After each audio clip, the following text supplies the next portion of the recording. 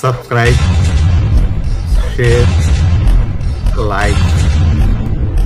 అంతిమ దైవ గ్రంథం ఖుర్ఆన్ 21 అల్ అంబియా దైవ ప్రవక్తలు సూరా. أعوذ بالله من الشيطان الرجيم بسم الله الرحمن الرحيم అపార కరుణామయుడు పరమ కృపాశీలుడైన అల్లాహ్ పేరుతో.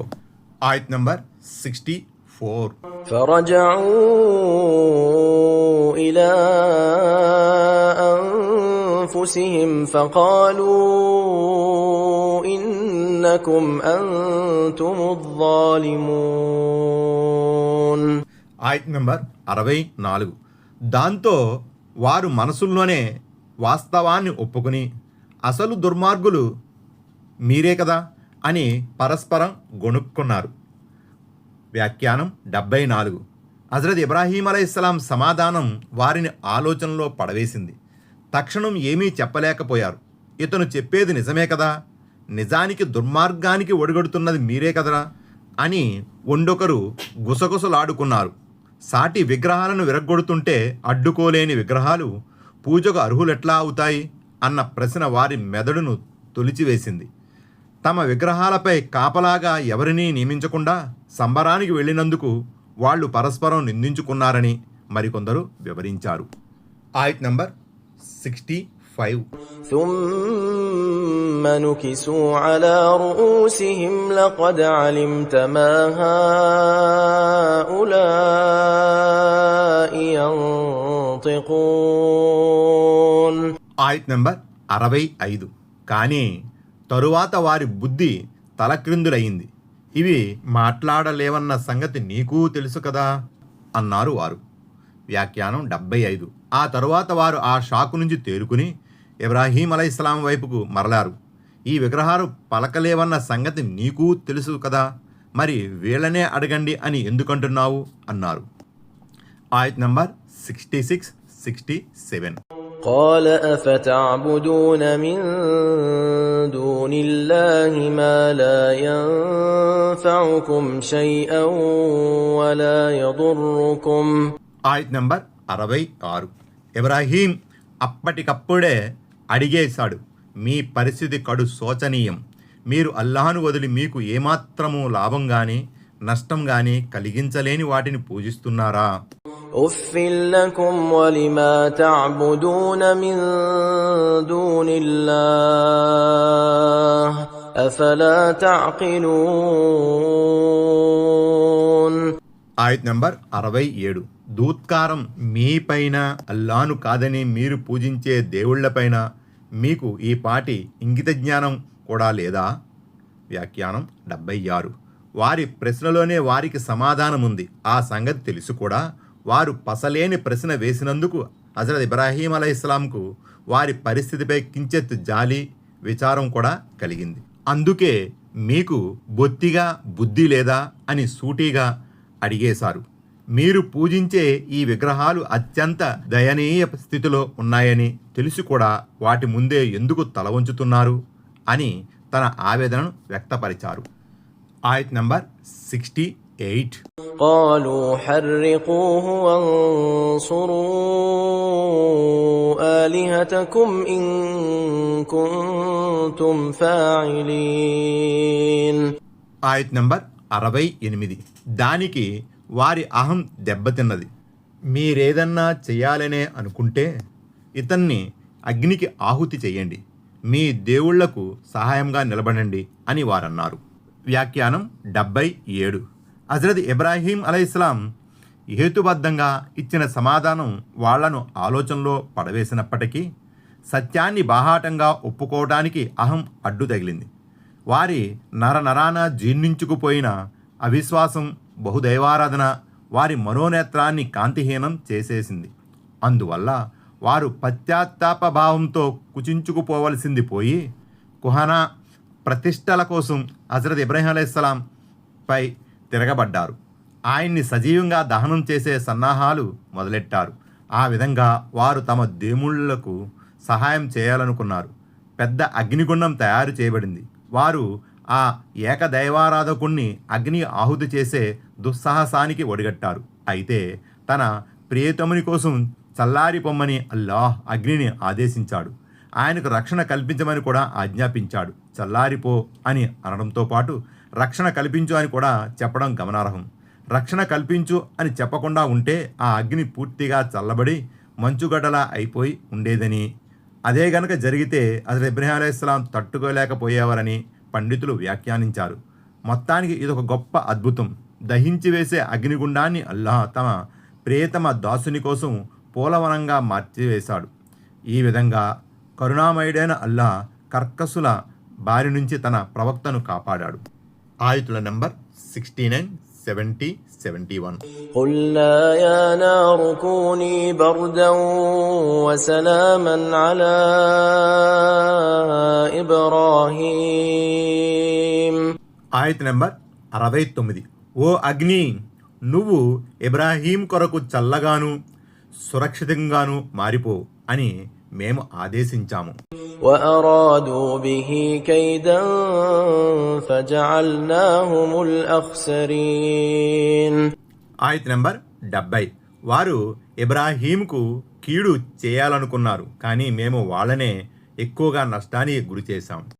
ونجيناه ولوطا إلى الأرض التي باركنا فيها للعالمين. ఆయత నంబర్ 71. మేము అతనిని లూతును కాపాడి లోకవాసుల కోసం శుభాలను పొందుపరిచిన భూభాగం వైపుకు తీసుకుని వెళ్ళాం. వ్యాఖ్యానం 78. ఇంతకీ ఆ భూభాగం ఏది? అత్యధిక మంది ఖురాన్ వ్యాఖ్యాతుల ప్రకారం అది సిరియా భూభాగం. అది సస్యశ్యామల దేశం. సారవంతమైన భూములు, కాలువలతో పాటు ఆ ప్రదేశంలో చాలామంది ప్రవక్తలు నివాసం ఏర్పరచుకోవడం వల్ల అది శుభప్రదమైన ప్రదేశంగా ఖ్యాతి గడించింది. ఆయత్ నంబర్ 72.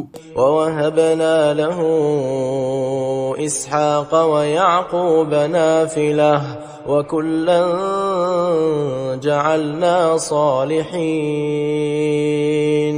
ఆయత్ నంబర్ 72. ఇంకా మేము అతనికి ఇబ్రాహీంనకు ఇష్హాకును ప్రసాదించాం. ఆ పైన అదనముగా మనవడిగా యాకూబును కూడా అనుగ్రహించాం. వారందరినీ సద్వర్తనులుగా చేశాం. వ్యాఖ్యానం 79. నా ఫిలతున్ అంటే అదనముగా పైపెచ్చు అన్న అర్థాలు వస్తాయి. ఇబ్రాహీం కేవలం కొడుకు కోసమే దువా చేశాడు. మేమతనికి కొడుకుతో పాటు మనవణ్ణి కూడా ప్రసాదించాము. ఆయతుల నంబర్ 73, 74, 75. وجعلناهم أئمة يهدون بأمرنا وأوحينا إليهم فعل الخيرات وإقام الصلاة وإيتاء الزكاة وكانوا لنا عابدين. ఆయత్ నంబర్ 73. ఇంకా మా ఆదేశానుసారం ప్రజలకు మార్గదర్శకత్వం వహించడానికి మేము వారిని ఇమాములు, నాయకులుగా తీర్చిదిద్దాం. పుణ్యకార్యాలు చేస్తూ ఉండాలని, నమాజులను నెలకొల్పుతూ ఉండాలని, జకాత్ దానాన్ని చెల్లిస్తూ ఉండాలని మేము వారికి సూచించాం. వారి వైపుకు వహీ పంపాం. వారంతా మమ్మల్నే ఆరాధించేవారు. ولوطا آتيناه حكما وعلما ونجيناه من القرية التي كانت تعمل الخبائث إنهم كانوا قوم سوء فاسقين. ఆయత్ నంబర్ 74. మేము లూత్ అలైహిస్సలాంకు నిర్ణయం గైకొనే శక్తిని, జ్ఞానాన్ని ప్రసాదించాం. నీతిమాలిన పనులకు లోనై ఉన్న జనవాసం బారి నుంచి అతనికి విముక్తిని కలిగించాం.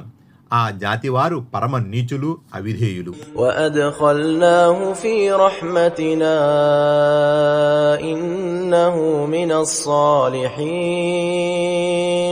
ఆయత్ నంబర్ 75. మేము లూతును మా కారుణ్యములో చేర్చుకున్నాము. నిశ్చయముగా అతను సజ్జనుల కోవకు చెందినవాడు. వ్యాఖ్యానం 80. హజరత్ లూత్ అలైహిస్సలాం హజరత్ ఇబ్రాహీం అలైహిస్సలాంకు భాతృజుడు అవుతారు. ఇబ్రాహీం ప్రవక్తను విశ్వసించి ఆయనతో పాటు ఇరాకు ప్రాంతం నుంచి సిరియాకు వలస వెళ్ళిన వారిలో ఈయన కూడా ఉన్నారు. అల్లా ఈయన గారికి కూడా యుక్తిని వివేకాన్ని వసగాడు. ఆయన్ను తన ప్రవక్తగా ఎన్నుకున్నాడు. ఆయన ప్రవక్తగా పంపబడిన ప్రాంతం అమూరాగా సదూమ్గా పిలువబడుతుంది. అది పాలస్తీనాలోని మృత సముద్రానికి ఆనుకుని జోర్దాన్ వైపునకు విస్తరించి ఉన్న సారవంతమైన పచ్చని ప్రదేశం. ప్రస్తుతం ఆ ప్రాంతంలో చాలా భూభాగం మృత సముద్రంలో అంతర్భాగంగా ఉంది. ఆయన జాతి వారు స్వలింగ సంపర్కం హోమోసెక్సువాలిటీ జాడ్యానికి లోనయ్యారు. వచ్చే పోయే జనులను వేధించటం, వెటకారంగా మాట్లాడటం వారి దినచర్యగా మారిపోయింది. వారి చేష్టను అల్లాహ్ ఇక్కడ అత్యంత నీతిమాలిన చేష్టగా, పాపిష్టి పనిగా అభివర్ణించాడు. ఎట్టకేలకు అల్లాహ్ హజరత్ లూత్ను ఆయన అనుయాయులను తన కారుణ్య పరిధిలోనికి తీసుకుని చండాలమైన పనికి అలవాటు పడిన వారందరినీ నాశనం చేశాడు. ఆయతుల్ నంబర్ 76, 77, 78. ونوحا إذ نادى من قبل فاستجبنا له فنجيناه وأهله من الكرب العظيم. ఆయత్ నంబర్ 76. అంతకు ముందు నూహు మొరపెట్టుకున్నప్పటి సమయాన్ని కూడా గుర్తు చేసుకోండి. మేము అతని మొరను ఆలకించి ఆమోదించాము.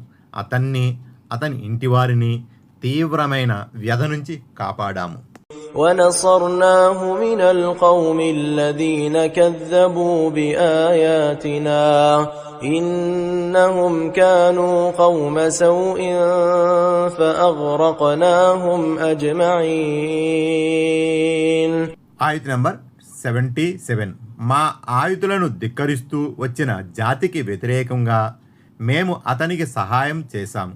నిశ్చయముగా ఆ జాతి వారు పాపాత్ములు, అందుకే మేము వారందరినీ ముంచివేశాము.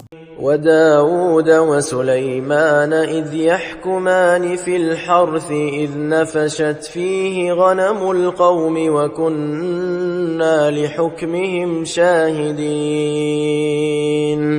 ఆయత్ నంబర్ 78.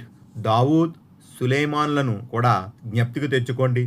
కొందరి మేకలు రాత్రిపూట పొలములో పడి మేయగా ఆ పొలం విషయంలో వారిద్దరూ తీర్పు చేస్తున్నప్పుడు ఆ తీర్పునంతటిని మేము గమనిస్తూనే ఉన్నాము. Please like, comment, share, subscribe.